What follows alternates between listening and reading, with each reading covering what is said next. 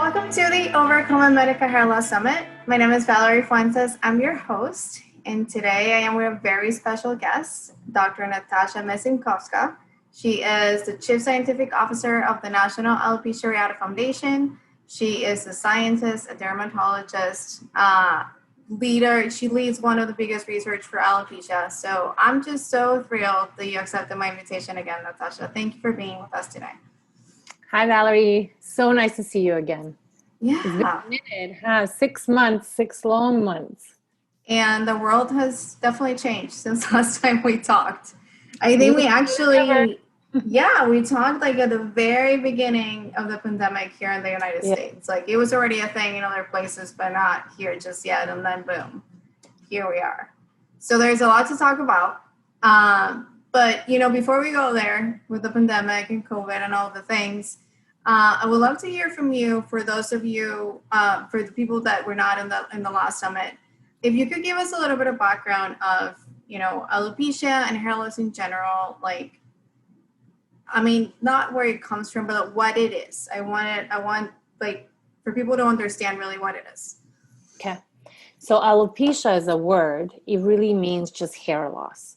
Mm-hmm. So a lot of people will come and they say, I have alopecia. I think I have alopecia. And I'm like, well, if you're losing hair, that's what alopecia means, period. The way you can lose hair, it can happen several ways. Some things are in a way temporary. So things that people have heard like telogen effluvium, these funky sounding Latin words. And those can be things that are episodic, that happen because any kind of like life stresses, whether that's surgery or hormonal or whatever it is, right? But they can come and go and that will be it. But then there's also things that we kind of consider, I don't like the word disease, but maybe conditions. Mm-hmm. And those can be things like alopecia areata, which is an autoimmune condition.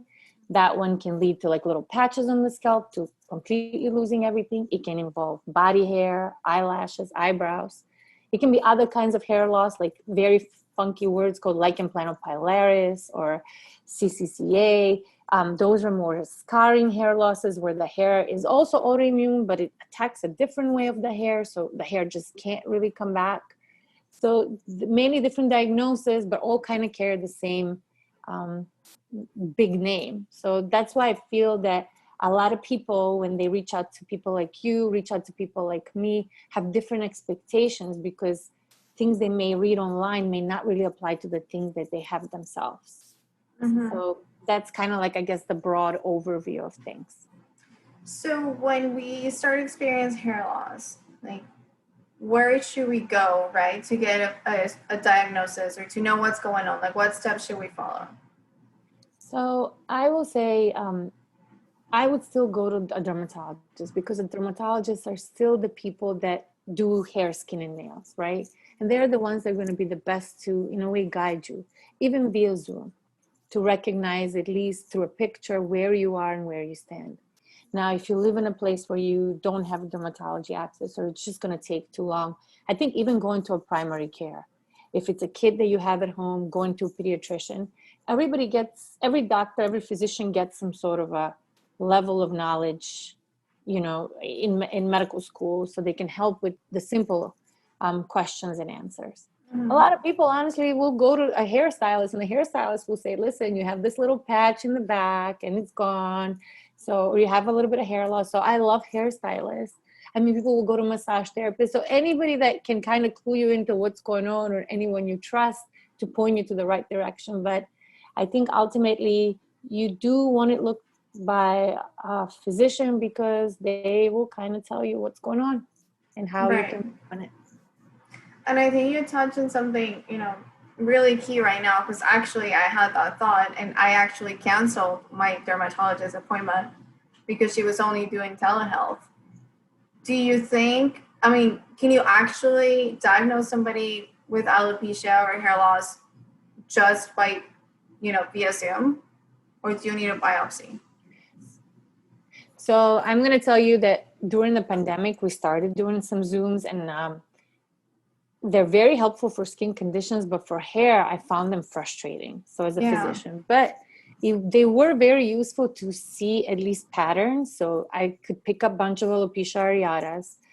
certain inflamed scalps in conditions like lichen planopilaris or frontal fibrosing alopecia, things that are more pattern-based, or things like psoriasis where there's a lot of scale, you could see pretty nicely on telehealth. The people like couldn't, I would say, you know what, we need to definitely see this in person and see if there's anything there further. Have I been surprised? One patient probably recently that I saw on camera that it just wasn't as dramatic than when I saw the person in person, but at least you get a sense.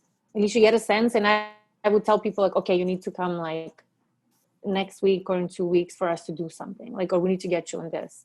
So the sense of urgency, you could at least palpate it. Or I always feel that the person across the camera is going to be honest, and I hope they will be, and they'll tell you like, it was a good try, we gave it a try, but it's not going to work out through this. So that's the worst that can happen, right? They can't see what it is, or they can't help you.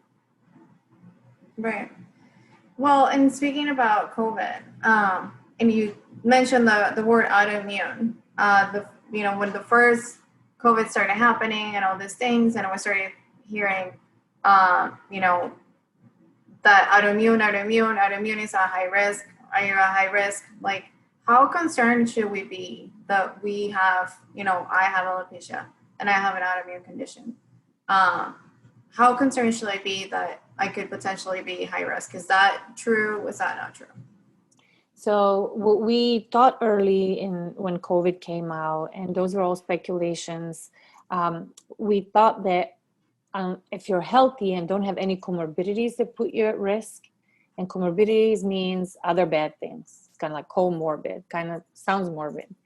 But the things that we were worried about is really if you had alopecia areata and the autoimmunity consisted of things like really bad asthma, really bad allergies. If you have some other condition that's just not controlled, or like you have arthritis, or you have inflammatory bowel disease or celiac, where you have to take some sort of like a immunosuppressive medication, those were the cases where we worried. I'm going to tell you that as part of being like a chief scientific officer in the National Alopecia Areata Foundation, early on, I was in close contact with all of our colleagues in New York who were so kind to just kind of, because they led the wave, right, to keep us informed. Are we seeing anything bad? Are we seeing anything bad in people that are alopecia areata on the JAK trial inhibitors, the JAK inhibitor trials? And nothing bad had come out. Everything through the whole thing so far has been pretty much within what normal people have. So nothing bad.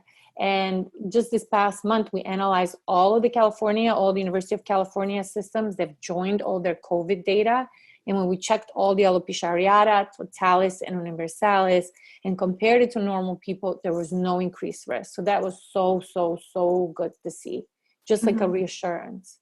I myself have a lot of patients on the medications that kind of deal with the autoimmunity, right? The JAK inhibitors, which are strong medications and they're immunosuppressive. So early on, a lot of patients called and they said, what should we do? Should we stop? And I was like, oh my God, whatever you want to stop. Like, I was just so scared. But then all these trials came out where these medications are actually used for the inflammatory phase of COVID-19 to help treat it. So I think patients were reassured. Knock on wood, and I don't like knocking, everybody's done tremendously well and at our Southern California sites from as far as I know, and we get the things nationally. So everybody's doing so far so good. But, we're just watching the situation super closely. I tell my patients and everybody, just stay safe, stay home. You just got to be careful, because until we know, we just assume that, we just got to be good. That's it. There's no extra protection, but it doesn't look like we're at extra risk either with alopecia areata. Right. But like you said, only if you have bad asthma and you mentioned comorbidities, you have, like, if you have something else, you just have to, the list that they always put out with the blood pressure, with the cardiac, with the lung. So that's valid across everybody. So, right. And you did mention in your list, which rang a bell for me, you mentioned celiac. What's the relationship of celiac and alopecia? So, we are trying to learn more and more just about the whole gut health and about how it affects immunity, right? And it's been really hot. Everybody's talking about microbiome and probiotics for several years now. the way we understand it is that certain autoimmune conditions that we see with alopecia areata do flare when people have gluten sensitivities. Mm-hmm. And this has been in a way reported over and over, but do we advise patients to? I never do, but if a patient wants to, I'm always there. I'm like, all right, let's do this. And we watch it. Have I had anybody regrow hair? I have not. But people do have reported they feel better. So I know that if somebody wants to go gluten-free, it has to be for a while. And I think people don't really realize if it bothers them until they've been off of it and try to like eat again. And they're like, ooh, maybe that thing wasn't my friend. But when it comes to adults, I let us try whatever people want. And I'm like, I'm here, I'm holding your hand. I connect them with nutritionists if I can. Depends on where they are in the country. But for kids, I do want a pediatrician on board because kids need to grow and they need all these nutrients. So I always tell parents of patients to really not try to go like rogue when it comes to gluten-free, just so we make sure that the kid is well taken care of and grows properly. Right. And on that same note of nutrition and stuff, what about supplements? Is there anything that we should be aware of? I've heard, well, from my own experience and, you know, all the interviews that I've been doing, I've noticed a pattern of iron deficiency. So I know that's a thing. I don't know if there's anything that you think that we should pay attention to just while we're dealing with hair loss. So when somebody comes with alopecia areata or pretty much any kind of hair loss, a couple of things we always have to make sure of. Check the thyroid hormones. And even after years of people having normal stuff, like people can have alopecia for many years and things will go off. So make sure at least once a year you stay on top of your thyroid stuff. The second thing will be iron stores. I think we're yet to figure out whether there is some sort of absorption or some sort of processing, but I do tend to have low levels, at least of ferritin in my alopecia areata patients. So if you need any kind of supplements, how do we do it? Very interesting thing about iron is that I feel like it's a good thing in the short term, but you can overdo it. And then it can actually kind of be a double-edged sword if you take too much of it in long term. That's why, for example, in kids, there's all these warnings on the iron supplements as to how much you can give them. For adults, I am also very cautious. I don't like to push it more than 3 months, or we can go to once a week. So the things that I am trying to encourage in patients when it comes to iron is, yes, we'll supplement, but let's figure out how we can do it with our diet. Diet is very tricky with iron, particularly in vegetarians and vegans, because it's a little bit harder to absorb it from some of the vegetable sources. So for example, spinach has a lot of iron and people will take it, but you do need a little bit of vitamin C to absorb it better. So these are things that we just have to kind of point people to. And I really feel that a lot of the nutritionist stuff and everything else is becoming more important. So when you said once a week, like what do you mean? You mean taking supplements only once a week, or? So it depends on what the deficiency is, right? Or how low it is. We will go daily and we'll say like, let's do daily for a couple of months if it's really low, and then we'll recheck it. And then if it's okay or it's close to the borderline and people still want to continue it because they feel their hair is doing better at that point, because usually you don't get much of a sense how your hair is doing until 3 months down the line. Patches are easy to tell, but when it's more diffused or bigger areas, you really need those 10 to 12 weeks to appreciate it, to kind of feel a little bit of it and see a little bit. So that's why I always think that maybe reevaluating or reassessing at about that 3-4 month for the supplements may be better. So you're not taking stuff indefinitely. The third thing, sorry. No, and what's too much iron? Is there such thing? Because I think you said don't do it. I think there can be problems with iron because it's a strong like oxidizer, so it can actually affect negatively if there is too much and if you take it for too long. Okay. So that's why it's not a great thing to do for too long. At least in my opinion. But this is all to be studied, so I'm not saying it's gonna make your hair fall off or anything. But I think people shouldn't try to take too much of something if there's no need for it.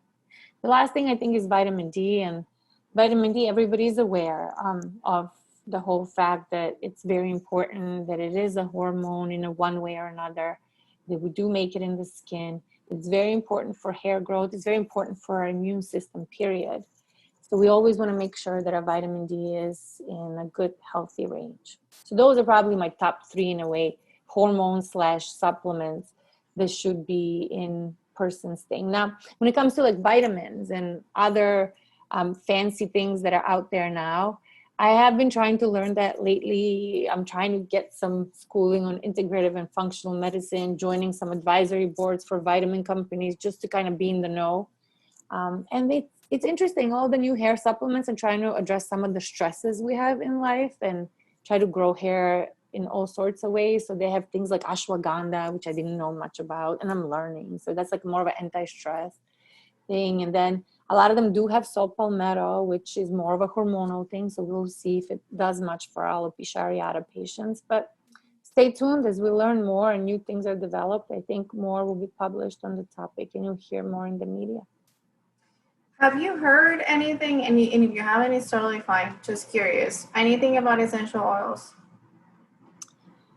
So essential oils depends on what's in the essential oils, because they are absorbed pretty well and depend, like, I think, like, when you look at, like, for example, it's maybe not an essential oil, but coconut oil, right?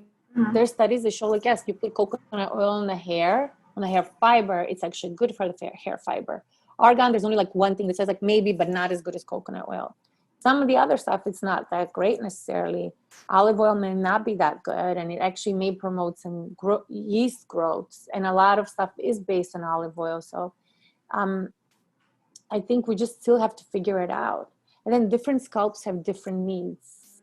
I have very fine curly hair that I have to straighten and pull all the time. People may have coarse hair. Other people have like super straight hair. Their scalp may be dry, may be oily, so different needs. And it's very difficult when it comes to some of these oils to discuss things. Now, when it comes to essential oils with rosemary, lavender, there's a couple of studies of melatonin. Everything is very early to be definitive. I know that especially in kids, parents have to be a little bit careful because some of these things do get absorbed systemically and may affect their hormones. For example, like lavender oils in boys. So just be careful, read on it first before you try it, or just ask a doctor. Yeah. I would say you're kind of thinking, because we always think of these natural things like super, like healthy and innocuous, like they won't hurt you. But actually, I always feel that like the natural thing is in its most potent state. Too strong, That's what's going to get you, yeah. So just be careful. And there's so much stuff out there now, it's tough. Yeah. Tough. Yeah, and on that same note, I wanted to ask you about the scalp, right? Because it seems like it's going to absorb anything and everything, right? Just recently, I transitioned from a semi-permanent system to wigs and toppers. And so I get my scalp a lot more exposure than before. I think the first 2 weeks I burned my scalp really bad. With what? Well, with just the sun, because I had a hair system, and then I like, braved it and went outside without my topper, and I boom, got burned. So like, what can we do to take care of our scalp? Like, is there a specific kind of care that we have to have? So it's very funny because we always think of scalp like it's super thick, and it is super thick. It's super vascularized, meaning it has a lot of blood vessels. So anyone that's ever cut their scalp, they know that bleeds forever. Or if anyone's had a biopsy, it's tough to close those things. It just bleeds and bleeds and bleeds. The medicines that penetrate the scalp usually tend to be oily, because kind of when stuff is kind of in the greasy things, it goes deeper, which is easy to put on like our scalps when they're bald and they don't have any hair. But once we start growing hair, it's tougher. And curly hair may tolerate things that are a little bit oilier on the scalp, because curly hair usually is less hair on the scalp versus straight hair. And it's very interesting, like different kind of even hair colors have different densities. So just a lot of it. Dr. Angela Che, she's from Cleveland. She likes to give this talk on anthropology of hair. And she discusses this theory that maybe, like scalps are different depending on type of hair and how curly hair was maybe developed through history for like it to be more air conditioned, like where it's hot, which makes sense for certain stuff. But I'm like, then there's curly hair somewhere up north too. Just very interesting stuff as we're learning. But how do we keep our scalp healthy? The healthiest scalps are, from the studies that just came out of Brazil and some of the scar and alopecias, it seems that people that do a lot of leave-in conditioners may not be a good idea. So I don't know if you've seen any of the like lawsuits that are out there against some of the leave-in brands. I think we just have to be careful of how much stuff we pile on there. Using a clarifying shampoo maybe once or twice a month may not be a bad idea, just to kind of cleanse it, but just gentle and not too rough. I always say, and this is my belief, like, especially as we grow up, our hair, we should just treat it nicely, guys. Like these expensive, like some expensive cashmere sweater that you're just not going to like heat it up 100%. Like don't throw it in a dryer, right? Like just treat it nicely. And that's where your factory is. The scalp is where the factory is. So just treat it nicely. If you're going to get highlights, maybe not too close to the root. If you're going to get any kind of like hair straightening stuff, keep away from the roots a little bit. But the hairdressers know all these tricks, and you just have to ask them. They're always very happy to address concerns. So the only thing that I've heard multiple times is that we should use sulfate-free shampoo. What are your thoughts on that? You know, I'm still trying to make up my mind on that. I really am.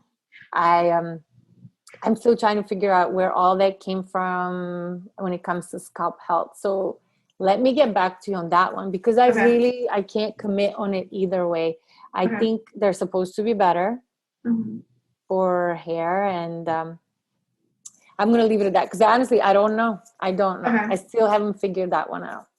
Things that I would say, like, for example, that people can get irritated, especially as we grow up. So when we color our hair dark, you can become allergic to the dark hair dye. Some of the preservatives that are in some of the shampoos, called methyl isothialinone. It's like a super long thing, but it's usually the last one that's listed. Starts with a methyl. It's short MI. That is like a source of allergy and inflammation for a lot of people. Some people can be sensitive to sunscreens, and some hair products nowadays do have sunscreens. The chemical ones I'm talking about, not the zinc one necessarily. So just be cognizant of stuff. The rule number one for anyone's scalp should be, if you put it on and it itches, off it goes.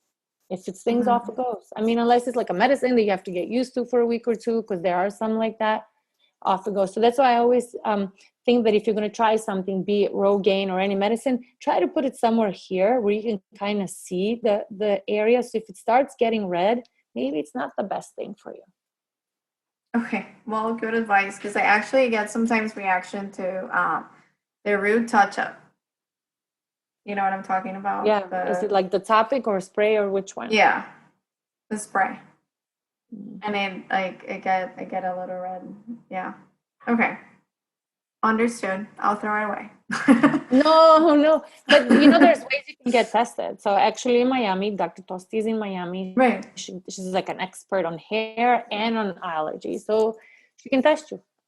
Okay. That's an example. Yeah. Okay, cool. So speaking about inflammation, because I remember you said like something in the beginning about causing inflammation. If we go on a anti-inflammatory diet, I think is you say, would that have any benefit for us and our hair loss? You think? I think taking care of yourself when you have something chronic is a thing that I think we all first try, right? Because one of the suckiest things when you have a chronic condition is like, what did I do wrong? Why me? And okay, then what can I do to now fix it? And I think we try everything. And I think diet is one of the things that we know affects us, and it is something that we can modify. So I feel that's the thing that we can own. And I think we should try it. And examples from patients that I've seen for the anti-inflammatory diets, like people that try to do a little bit more juicing or to eat cleaner. I have had very inflamed scalps in patients get better. Now, it's isolated cases. It's not like this is like a study, so I can be like, oh my God, 100%, this is what you need to do. But, you know, you see people and then you just can't deny it. So I've had patients that have cleaned up their diet significantly. And these were people that were not necessarily doing super bad. And I feel like eating bad, but I feel that, yeah, some people can get better when there's anti-inflammatory diet. So when it comes to the inflammation on the scalp, I think it's worth a try. I love what you said about just trying to be healthy, because I think that has been my approach, right? Like at the beginning, and I've had hair loss for almost 18 years, but at the beginning for me was like, I want to regrow my hair, and I was obsessed with that. But now it's more about staying healthy. Like I don't care about the hair anymore, whether it comes back or not, it's fine. Now for me, it's all about being healthy, right? So eat well for myself, not for the hair. And I think like once we shift the approach into being healthy instead of obsessing with the hair, like just that removing that stress, right? Because like losing hair stresses you out. Like only that alone is going to help you, right? So it's not even just like when you lose the hair, right? Like think about it, like you regrow some hair and then you're always worried, when is it going to fall off again? And it falls off again, you're like, what the hell did I do now? Like why? Like why did this happen? And as one of the people that introduced me to the term, the chase. It's that chase of like, and it's exhausting. It's like anxiety provoking, and it's heartbreaking because you're like, really, like what now? And you know, people always give you advice, a lot of times unsolicited, and everybody comes from a good place, but I think it just, you know, everybody puts on a brave face, but inside it's just, it affects everybody. So to one degree or another. What's the best thing? I think we like to like hate on all the reality stars. I'm not going to say names, but honestly, there's such acceptance now with hair extensions and wigs and everything. And I'm like, why not? Like, why not?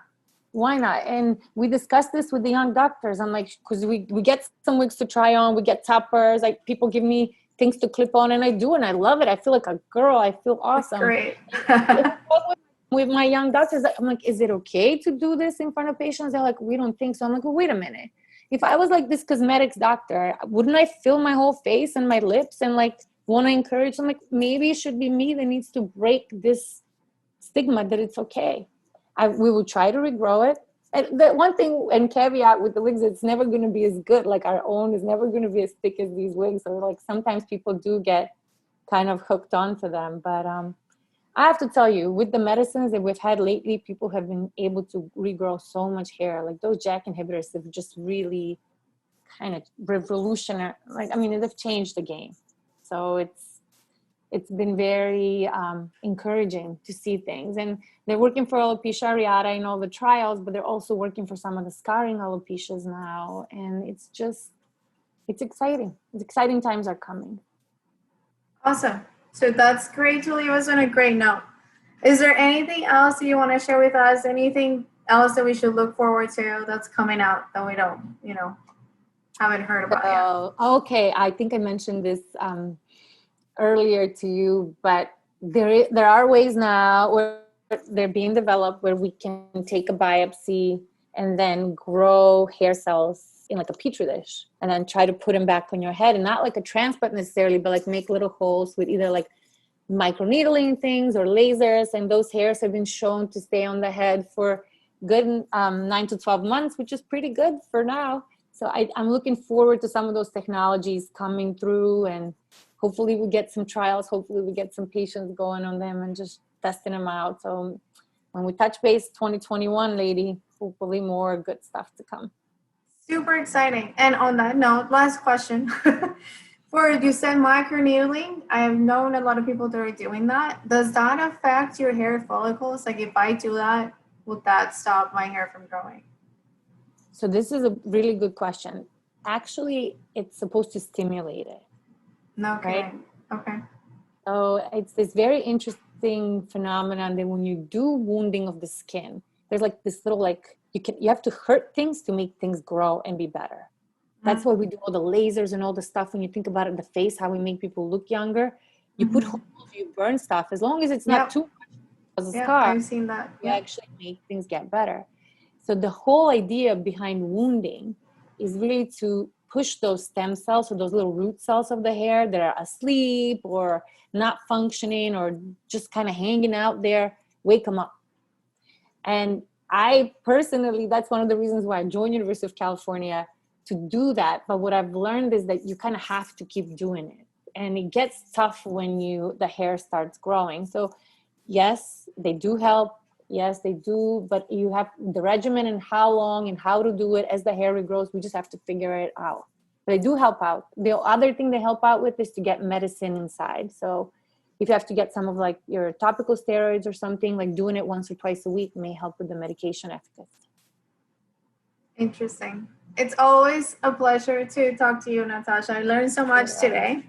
So thank you so much for saying yes. Thanks for taking care of all of us. We love this. Like you just devoting like your life to this, and me and all my patients and my friends and my young docs, we all appreciate it. So thanks. You're so welcome. It is on my honor, and I will continue to do it. And I will continue to invite you. So thank you. Thank you. Bye, guys. We'll see you in the best interview.